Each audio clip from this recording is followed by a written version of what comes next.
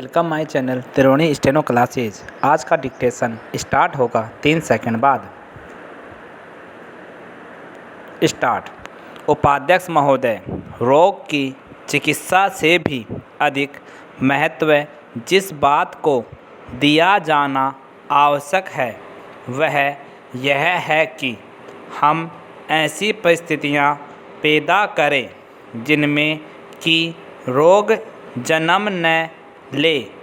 और मुझे यह कहते हुए खेद होता है कि हमारा स्वास्थ्य मंत्रालय इस पहलू की ओर ध्यान देने में पूर्णतया असफल रहा है।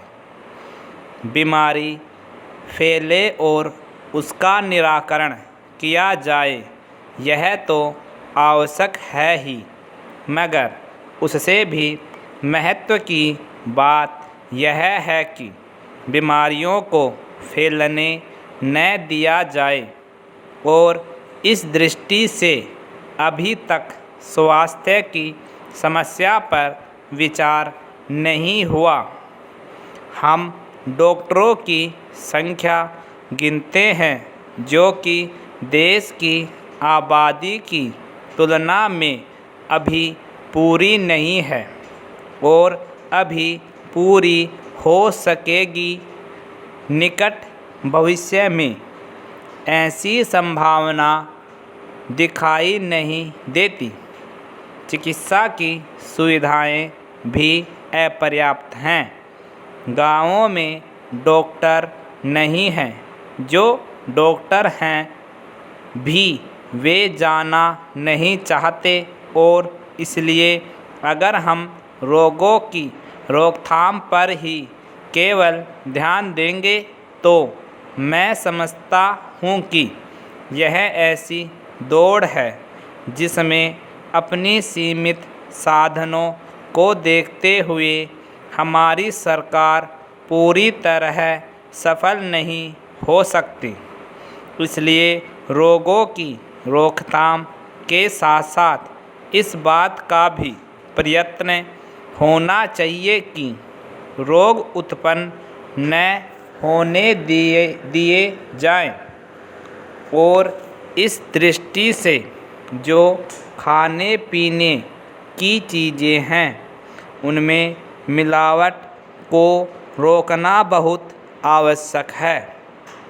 यहाँ केंद्रीय सरकार की नाक के नीचे दिल्ली में जिस तरह की मिलावट हो रही है खान पान की चीज़ों में, उसके बारे में वर्णन करने का यह समय नहीं है।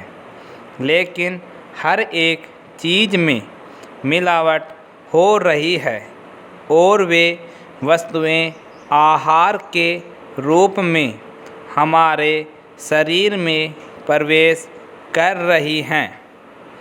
अब हम डॉक्टरों की कितनी भी संख्या बढ़ाएं, चिकित्सा की कितनी भी सुविधाएं क्यों न बढ़ाएं, लेकिन यदि खान पान की चीज़ों में मिलावट को नहीं रोक सकते तो बीमारियों को फैलने से रोकना असंभव नहीं तो मुश्किल अवश्य है।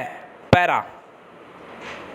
इस संबंध में जो गांवों में पीने के पानी की व्यवस्था का भार सरकार के ऊपर है उसकी थोड़ी सी चर्चा करना चाहता हूँ। इस रिपोर्ट में केंद्रीय सरकार की भी एक योजना का उल्लेख है जिसके अंतर्गत गांवों में पानी की व्यवस्था की जाती है। इसके साथ 3 और भी कार्यक्रम चलते हैं। एक समुदाय विकास ब्लॉक के अंतर्गत पीने के पानी की व्यवस्था होती है। स्थानीय विकास कार्य भी चलते हैं।